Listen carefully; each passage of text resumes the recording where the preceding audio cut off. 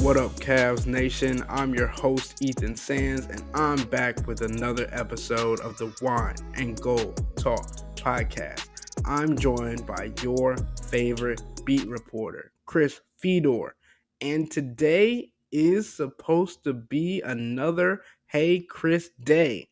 But you know how this business goes, Chris. When news breaks, sometimes you gotta switch gears. And today, we need to talk about Donovan Mitchell and how he's not only been out for the last two games, but he's gonna be out for the next three games to come. Chris, tell the people a little bit more about what's going on with Don. Let me crack open my sparkling water first.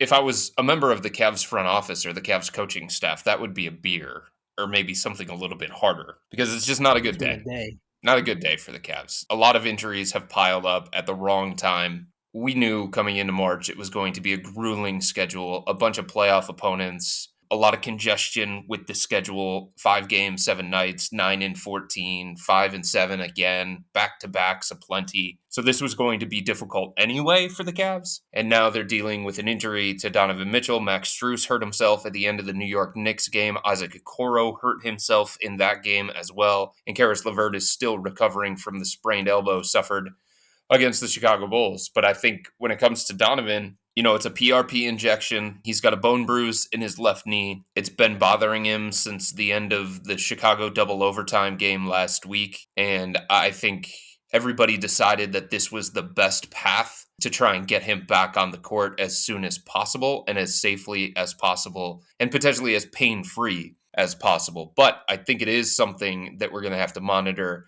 as the season continues to progress. Yeah, Kristen. I mean, we started the season with Jared Allen injuring his ankle and having a bone bruise, and we obviously know how that affected him. And knees are never fun. So, this is definitely something we'll have to monitor going forward. And I think I'm going to switch this whole episode around, and we're going to start with how Donovan and all of the injuries that you mentioned could affect the Cavs going forward, and especially in this March that we have not been looking forward to when it comes to the Cavs and who they got playing. And I don't think there could have been any worse of an opponent, at least in the Eastern Conference right now, than who they got tomorrow in the Boston Celtics. Boston, who has Jalen Brown and Kristaps Porzingis both listed as questionable for tomorrow's game, have been on a tear, are on an 11-game winning streak, and simply look like as good of a team as the 73-win Golden State Warriors, to be very frank. And I don't know, Chris. Do you think these teams, well, we already know that these teams do not match up well, first of all, and they're on two different tiers. But with the injuries and with the starting lineup that might come about, that's my first question to you is who do you think is starting tomorrow? Let's consider everybody's out. Isaac's out, Max is out, Donovan's out. All of those guys are out. I think I would go Darius, Sam, Dean, Evan, and Jarrett. How does that sound to you? I don't think they really have too many other options. Obviously, that changes if Isaac Okoro, who's listed as questionable, is able to go, or Karis LeVert, also listed as questionable, able to go. I would think that they want to keep Karis coming off the bench in a six-man role. They've been committed to that. He's made one start all season long, despite all of the different injuries that the Cavs have dealt with, and many of them at the guard spots. So look, if Isaac Okoro is able to play through his elbow sprain, then that changes. But I don't know that they have too many other options than what you laid out there. And I think it would be hard to justify starting George Niang as opposed to Dean Wade. But I think we're just in a situation, Ethan, where there aren't a lot of good options, and you might have to take the best of the bad options in front of you. Yeah, and to be fair, I mean, this is the first game of a back to back with Atlanta being the next game in Atlanta. And knowing Isaac and knowing how much he loves to play in his hometown and put a little beating on the Atlanta Hawks, and also how this week shapes up with them having to come back and play the Timberwolves on Friday, and then go and then face the Brooklyn Nets on the same week on Sunday. I think the Cavs understand that the best case scenario is a 2-2 record, and even that seems like a stretch at this point with all the injuries going on. So maybe they rest Isaac Okoro against the Boston Celtics as a precautionary method so they can have him at full strength potentially against the Atlanta Hawks. I mean, I think that's the situation that the Cavs have found themselves in. Not that they're going to purposely rest guys or look ahead to the schedule and say one matchup is easier than the other, one matchup is more winnable than the other. But the danger for the Cavs right now, and for Donovan, as of now, he is going to be out at least the next 3 games. It could be longer than that. He's going to be reevaluated this weekend. They're going to see how his knee responds to the PRP injection.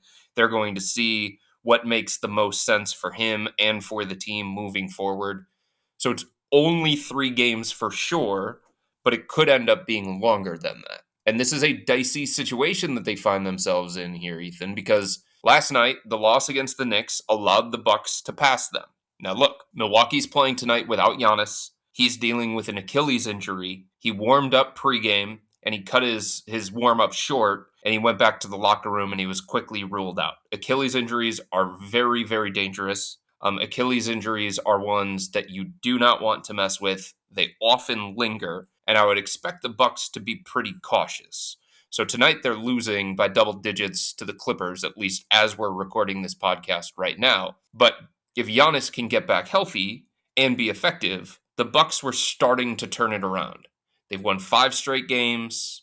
They're playing better defensively, something that a lot of people didn't think was possible. They're rolling on the offensive end. Damian Lillard looks like he's starting to get more and more comfortable for Milwaukee. Bobby Portis playing well coming off the bench. So Milwaukee passed the Cavs last night, and it feels like they're playing better basketball than the Cavs. And on top of that, the Cavs are going into a grueling portion of their schedule with a bunch of playoff teams: Boston, Minnesota, Phoenix, New Orleans, Indiana, Miami, Minnesota. All of them are coming in the next 10 games. So we could be staring at a situation where the Cavs go from what looked like the number 2 seed in the Eastern Conference to fighting back in that 4-5 spot. And we've talked about this on the podcast, Ethan, and I've written about this for cleveland.com. For the Cavs, the difference between a long playoff run and potentially a first round exit could be tied to who they match up with in the first round of the playoffs. It could be tied to what seed they end up with at the end of this regular season. So right now, Orlando's 6, but there's a belief around the NBA, and I have the same belief, that Orlando's probably going to fall a little bit. Miami's probably going to rise. So you're talking about the Cavs now suddenly being in the same bracket area as New York, Philadelphia, and Miami. And if we're talking about the kinds of opponents that the Cavs would want to avoid or should want to avoid in the first round to try and ensure themselves getting out of the first round, it's those 3 teams. So falling down the standings for this team, given the way that they've played at home and given the way that the Eastern Conference looks like it could shake out, it is a very dicey situation for the Cavs. Yeah, and you mentioned it, Chris. Like, none of those matchups against the Knicks, against the 76ers, against the Heat are favorable for the Cavs at all. And I don't think they'd be especially, favored in those series, in any of those series. yeah, that's what I'm saying. No matter what seed they are. Let's say they're the 3 seed, okay? I still don't think they'd be favored as the 3 seed against a 6-seeded Miami Heat team or a 6-seeded Philadelphia 76ers team with Joel Embiid back. Yeah, especially because of what we saw against a Junior varsity version of the New York Knicks. a less stout junior varsity version of the Knicks that didn't have Mitchell Robinson, didn't have Julius Randle, and still were able to out rebound the Cavs by nearly 10. It was not something you wanted to see. And The other thing that I was talking about on a different podcast earlier today was I was surprised by how, well, not surprised, because that's been the goal of the whole season, is to get to the second round of the postseason. But players and fans and even some of the staff have said that that is a successful season for the Cavs. It's getting to the second round, not getting past the second round, but getting out of the first round. And you look at the Miami Heat and Jimmy Butler, who, as always, is Jimmy Butler, and says it doesn't matter, 6, 7, 8, 9, 10 seed, we're going to be in the NBA Finals. And I think that's a different level of confidence that those kinds of teams have, Well, with they've the earned it. experience that they have, and just understanding how far they have come, and the mindset to go and be able to, whatever situation they're in, to win. And the Cavs are on the other side of the spectrum, where they're like, well, if we don't get this certain seeding, if we don't get, if we face these three teams, like, it's looking dicey, and we're gonna have to pull out all the stops. And hopefully we're healthy. Hopefully we have our schemes figured out. Hopefully we have all of our players that we need. And it's a lot of hope rather than let's get it done. Yeah, I mean, I don't want to make it sound like the Cavs are scared of these other teams, but I think everybody understands if you're trying to win a playoff series, you want the easiest road possible. You want to avoid Boston for as long as possible. You want a team like Orlando or Indiana in the first round because they don't have a bunch of playoff experience like the Heat, like the 76ers. Some of their strengths, those teams that we're talking about, and some of their weaknesses are obviously different. So I'm not going to sit here and say that the Cavs are thinking, oh my God, if we face New York or Philadelphia or Miami, it's disaster because players can't think like that. Coaches can't think like that. Front offices can't think like that. But they're also human beings and they understand how daunting those particular matchups would be compared to one against Orlando and Indiana.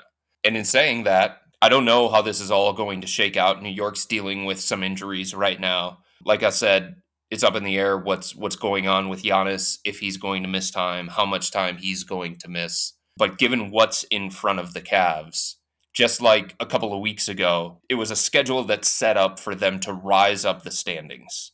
And they did that. Right now, the schedule in front of them is set up for them to take a plummet. It's hard for me to say that. It's probably hard for them to admit that as well.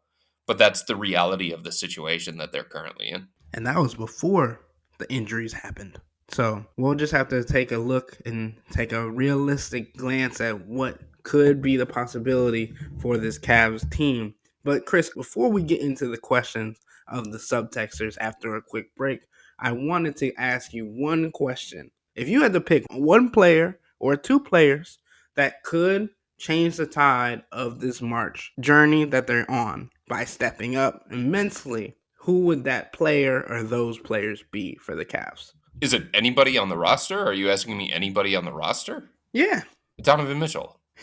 he's gonna be hurt for that at least three So games. Donovan Mitchell, if he can come back after this 3-game absence and be healthy and effective and play like the guy who was the MVP candidate at the beginning of the season, then that changes the complexion of this team because they've played more than 1,200 total minutes without Donovan Mitchell so far this year, and their offensive rating is similar to the Detroit Pistons. That's how different they are without him.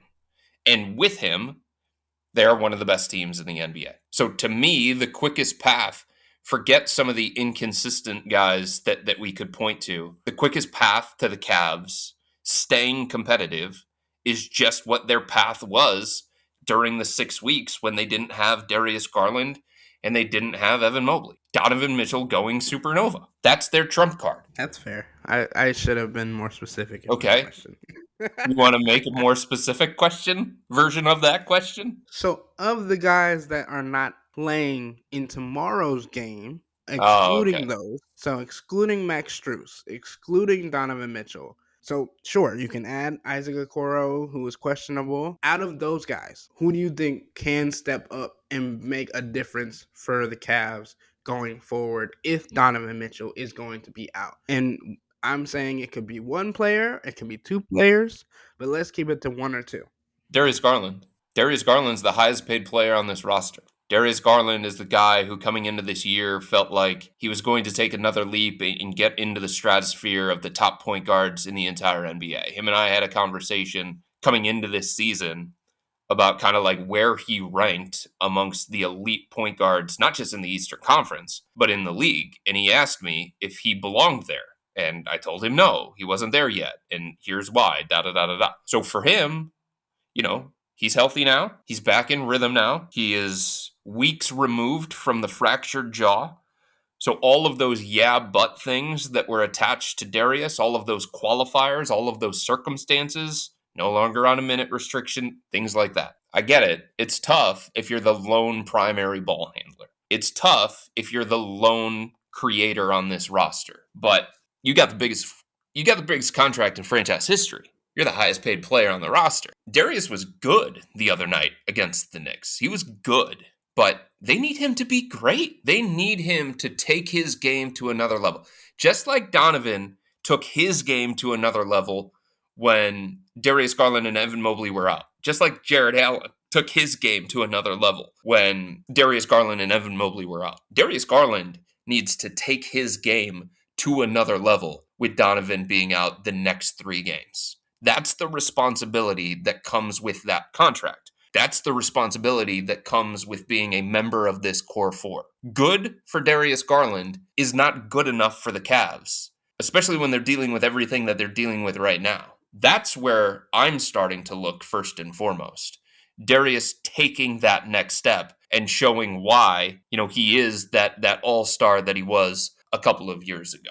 Yeah, Chris, and I think the most important thing is we look at how well he was playing against the Knicks, and he was kind of ramping up his production, but he only shot one more attempt than Isaac Okoro, Jared Allen, and Sam Merrill, and he played a minimum of 4 minutes more than all of them. And I'm under the impression that if he would have kept shooting, he would have had the same output. And I want him to do that. Like That's quite Donovan an Mitchell. assumption to make. Well, I'm hopeful. Let's say I'm hopeful. I'm optimistic. But I think that Donovan Mitchell took more shots because he needed to. And that's going from good to great, is being able to keep the level of productivity while taking a higher volume of shots.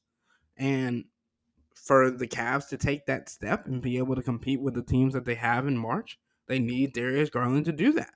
And here's the other thing that they need from Darius. So when Donovan Mitchell is out, obviously they need Darius's playmaking, his shot creation, his scoring. But Donovan is the guy that teammates turn to, that they look toward for belief. They look toward for confidence. He's the leader of the team. He's the tone setter. He empowers his teammates in a different kind of way. And I just feel like there's approach that he takes to every single game with energy, with effort, with tenacity. It's a business-like approach. It's a seriousness to every single basketball game, even against the Washington Wizards or the Detroit Pistons. That's what the Cavs need from Darius, because if Donovan is not going to be out there and he's not going to be the leader on the floor, he's not going to be the floor general, he's not going to be the offensive conductor, then that is what Darius is going to be. And teammates are going to be looking toward Darius to set that tone, right? To lead them in that kind of way.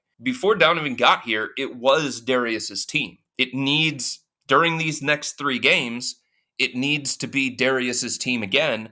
And teammates have to look toward him and believe that he's going to lead them properly. Yeah, I mean, I think I could not agree with you more, Chris. Like, Donovan Mitchell is the vocal leader of this team. Max Strus is the action leader of this team. Those 2 guys are now going to be sidelined, not be able to be on the court for the Cavs. And people need to step up, not only with their play, but also with their leadership abilities. And I remember I was talking to somebody earlier, and they said they were watching the game on the live broadcast against the Knicks on the national televised game on ESPN, and they said that they could hear the Knicks on defense, but they couldn't hear the Cavs on defense.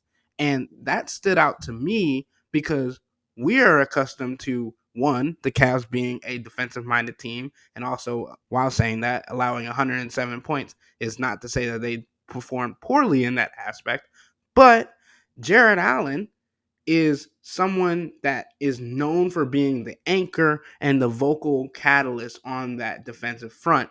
But he not only kind of went quiet in that game, and two, I took notice to the fact that he wasn't available for media availability afterwards because I know this and I know you know this. Jared Allen, win, lose, or draw, is usually available after games. Hold on. That's unfair to Jarrett. Jarrett was there. Jarrett was ready to talk. Everybody flocked around Sam Merrill and Isaac Okoro. I don't know how I missed the 7 footer, but I didn't He see was him in right that there. room. He was right there at his locker. But everybody else chose to talk to Sam Merrill and they chose to talk to Isaac Okoro. And players don't wait for media members, usually, unless you ask them specifically to do that. So I think he was willing to talk. The guy who was not in the locker room last night following the game against the Knicks was Darius Garland. Fair enough. I think on that note, it's time for us to take a quick break. But Chris, you know I got to put our subtext and listeners on to something new. If you like food and drinks, and who doesn't, cleveland.com is breaking new ground with our lively new podcast about dining and drinking in the greater Cleveland area. The hosts talk about the latest foodie happenings, joined by the most in the know experts in town. It's called Dine, Drink, CLE, and you can find it anywhere you download podcasts. Give it a listen, quench your thirst, and feed that appetite. When we come back, we are going to get into the Hey Chris portion of this episode and get into the subtexters' questions. And to be able to send in your questions for our weekly Hey Chris episodes, you can become a subtext subscriber. And to do so, sign up for a 14-day free trial or visit cleveland.com/Cavs and click on the blue bar at the top of the page. If you don't like it, that's fine. All you have to do is text the word stop. It's easy, but we can tell you that the people who sign up stick around because this is the best way to get insider coverage on the Cavs from Chris and me. We'll be right back.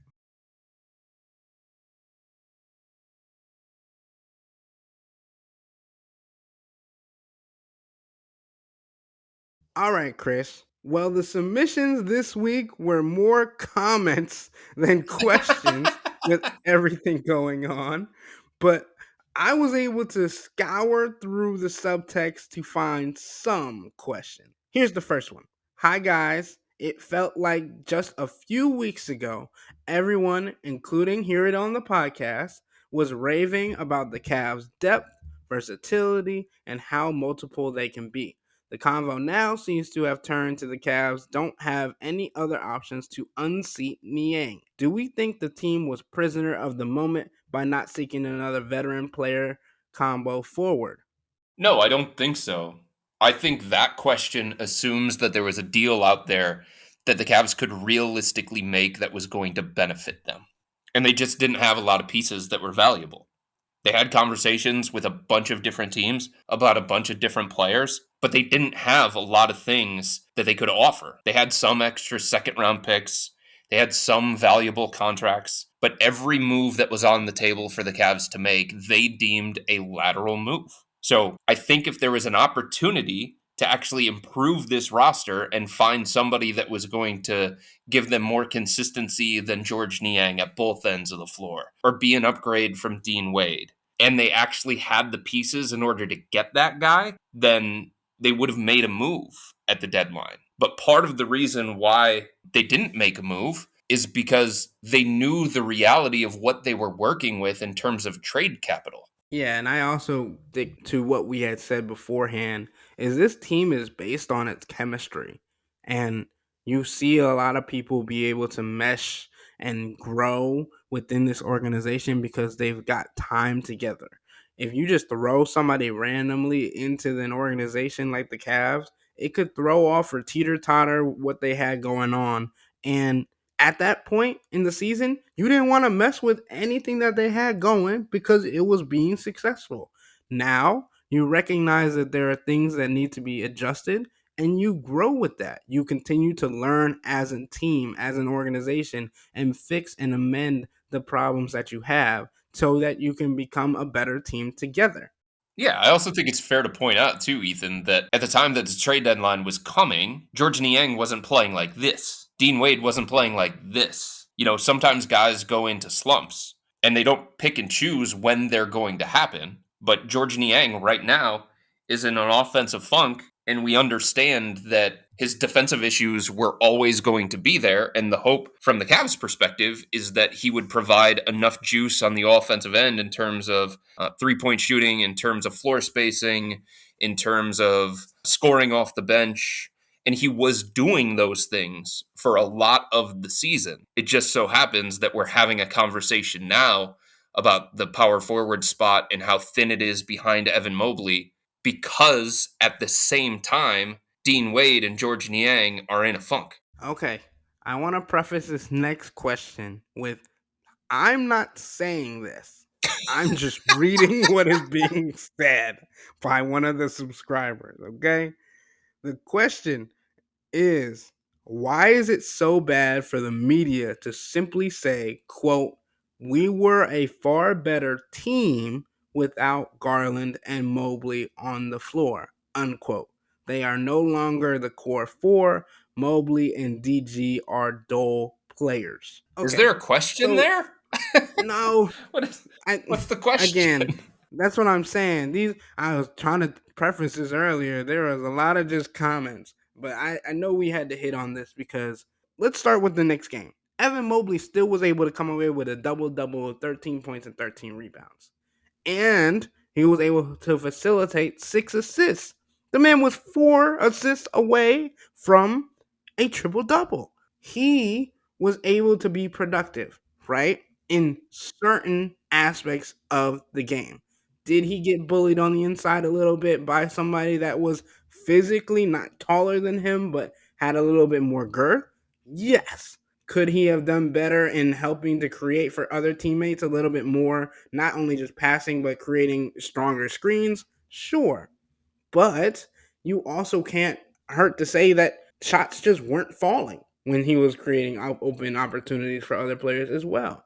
And DG, who was on the cusp of a 20-point game, just fell short. And we were talking about the necessity for him to step up a level further to take his performance from good to great. And we want to give him the opportunity to do that. Like, you can't say that Josh Hart and the Knicks and DiVincenzo and all of them were not hounding the Cavs on defense either. Like, the Cavs haven't been able to score over 100 points against the Knicks for a while. So it's just being able to see that there is room to grow for Evan Mobley and DG. Were they better without them? I think you can say that, but you also have to realize that the record and the teams that they were playing are completely different from who they're playing now after the All-Star break and with just 22 games left in the season. Here's the thing that I'll say, Ethan. Nobody is going to back me into a corner and make me write something that I don't believe simply because they believe it. Okay? I'm going to write what I believe. I'm going to write what I see. I'm going to write what I think. And if I thought the Cavs were a clear cut, obviously better team without Darius Garland and Evan Mobley, or one of those two, then I would write it. Just like I wrote earlier this year, the complications of playing Jarrett Allen and Evan Mobley together. Just like I wrote last year when the Cavs lost in a non competitive series against the New York Knicks, that JB Bickerstaff got outcoached and a lot of his flaws were exposed by the Knicks. Okay? So if I believed that Darius Garland was that much of a problem for this team, that they could not be a legitimate contending team with Darius Garland in the mix, then I would write that. But I don't believe that. And just because fans out there believe it, and just because they've determined that that's the problem with the Cavs, and they want other people to believe the same thing, it doesn't mean that everybody believes the same thing as you, whoever that is. Steve, John, Bill, I don't know, somebody. So I just think it's unfair to demand somebody to write something simply because you believe it to be true. Writers have enough freedom to make their own opinions. Writers have enough freedom to go into the locker room, figure out what's what, and then present everything that they know to be true or everything that they believe to be true. So the only thing that I would ask is stop telling people what they should believe. Stop telling people what they should write. Yeah, and I think the main point of that is like this is our job. Like we are paid to go and tell the stories of the players, but also to be objective. We're going to tell you when they're playing good, and we're going to tell you when they're playing bad. We're going to tell you what we think they could be doing better to enhance their performance and to get them to where they want to go. I can tell you for certain it's not fun covering a team that's not playing well. It's not fun covering a team that's struggling because Chris, especially who's on the road and being with these guys on almost a daily basis, you create relationships with them. You want to see them succeed. Here's the Being other thing that I'll objective. say before you go any further. When it comes to this job, it can be difficult when a team is losing, and it can be difficult to interact with players when things aren't going well. At the same time, I try my best to not be as emotional as fans because I'm not a fan. Like, I am a journalist, I am a writer. I have a different level that I have to hold myself to. I have a different standard that I have to meet. I have been, in a way, programmed because I've been doing this for as long as I have to try and take the fandom and the emotion out of it as much as possible. Look, there are times that games are very, very exciting. There are times that results are very, very exciting. And I really do hope that it comes through in my writing just how much energy there is in the building, how much excitement there is in the Cavs locker room, how much a moment that happens throughout the course of the game really changes the flow and changes the dynamic and stuff like that. But I have tried to program myself to take my own personal emotions out of it and just try to look at it as clear-eyed and level-headed as I possibly can. And if fans just want people who are going to scream and yell and shout opinions over and over again without perspective, without nuance, without actual analysis, there are places that they can go to get that. And maybe those people that are shouting as loud as possible are going to agree with whatever it is the fans agree with. But that's never how I've been. And that's not how I'm going to be. And if that means that I'm not for you, then okay. That means that I'm not for you.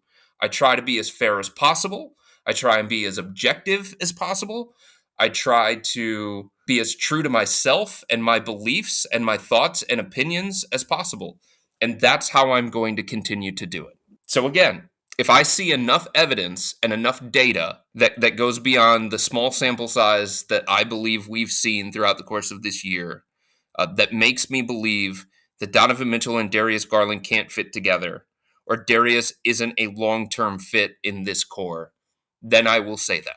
Chris, since we're on the topic of beat reporters, I want to go back to the question that you had me bookmarked from last week. This is from Brandon in Charlotte, North Carolina, who said, "What is life like as a team beat reporter? Stresses of travel, coping with not seeing family a lot, and how to professionally handle a player that confronts you for saying something about them or asking a question they didn't like."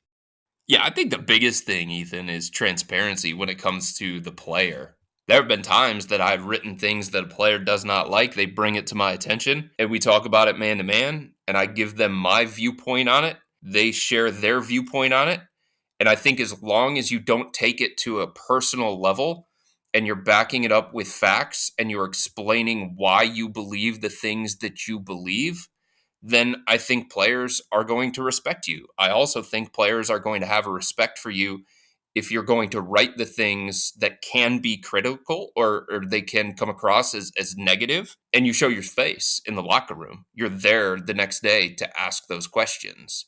You're there the next day in the locker room to have a conversation with that person if they want to have that conversation with you. Sure, it can be uncomfortable. Sure, it can be a situation where you may feel like you're caught off guard, but you have to stand your ground and you have to stay firm in the things you believe. And that's goes back to the last thing that we were talking about. If I wrote something that I didn't truly believe, that I put my name to, right? And it was about a specific player, and that player comes to me and asks me why I wrote it, why I phrased it the way that I did, and all those different things. And I couldn't back it up because I didn't truly believe it. I was just spouting something else that I had heard from somebody else, or I allowed my own judgment to be swayed by somebody else. Then I don't think it would come across the right way. And I don't think that the player would have respect for that. Donovan Mitchell the other day mentioned something to me about what I said on a podcast over All-Star break about what he said in that locker room. And him and I talked about it. And I explained my side and he explained his. And he said at the end of it, "We're all good, Chris." And we haven't had any kind of issues whatsoever. I've had moments with Tristan Thompson in the past where I tweeted something out. He didn't like the way that it was phrased. I told him that I probably could have phrased it a little bit better, and this is what I meant to say. And it's kind of hard on Twitter or X with only certain number of characters. And we talked through it, and we've been great ever since. So I think as long as you're open and honest, you're true to yourself, and you're there to explain yourself, if you do write those kinds of things, then I think you just have a man-to-man conversation. Beyond that, this job is brutally difficult. If we're being perfectly honest, I feel a level of guilt when I go on the road, away from my wife, away from my son, thinking about the things that I'm sacrificing, thinking about the things that I'm missing out on. Everybody always tells me that it's it's a job for a young person who is single and doesn't have kids, and I'm 0 for 3 on that front. so so if we're being perfectly honest, I don't know how much longer I'm going to be able to do this. I don't know how much more it's going to take out of me because you're giving up a lot in order to do it. It's a great job. I love every minute of it. I love the things that it has brought me from a personal standpoint and from a career standpoint. I think I'm pretty good at it, I guess. But it does take away for everything that you get from it. There are also things that you lose. Ever since I had Elliot, there's a different level of sacrifice, and there's something more to the sacrifice that I have to make. Saying goodbye to him when I know I'm leaving for 5 to 10 days is brutally difficult when he's latching onto my leg and he doesn't want me to go. When he sees my suitcase come down the stairs, it's brutally difficult to know that I'm causing him pain in some kind of way. I'm making him sad in some kind of way. So this job takes a toll on your personal life.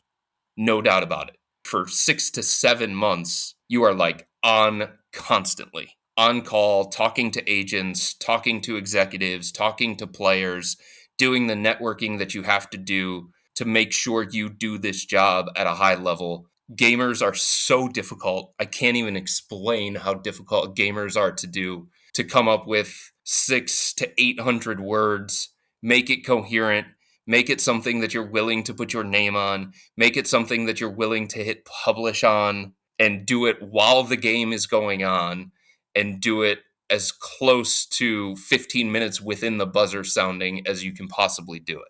That is not easy. That is very stressful. I feel like I've aged so much just in the last couple of years doing this job because of the stress of it, because of the travel of it. I mean, my body's breaking down. It's hard, man. It is not for somebody my age, that's for sure. And you're a young buck in this Oh, game, stop it. man. No, I'm not. When I Young came into the buck. game, I was a young buck and I felt like a young buck. Now I just feel old and gray. You kidding me? I get up from these awkward positions on planes because I sleep so funkily on planes. I just put the tray table down and drop my head straight forward. I get off these planes and I'm like, "Oh my god. I got to call up Massage Envy or somebody and get a massage because I've got so many knots. My pelvis is off, my hip is all out of whack." Not a young buck anymore. Was at one time though. That was fun. Hey, I ain't seen no gray hairs on you, man. So you But no, I definitely like even yesterday I was writing about the Jared Allen and Evan Mobley situation against the Knicks, and I literally was like reading it over about 5 to 10 times before I pressed publish because I am a young buck in this game, and I'm like, I've gotten enough hate mail this week.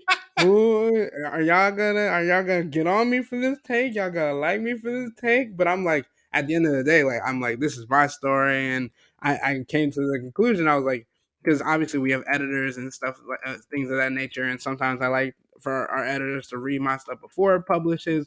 Sometimes I like them to back read it, but I was just like, I just gotta let it fly. It's 8:30 in the morning. I've been up since God knows when. Yeah.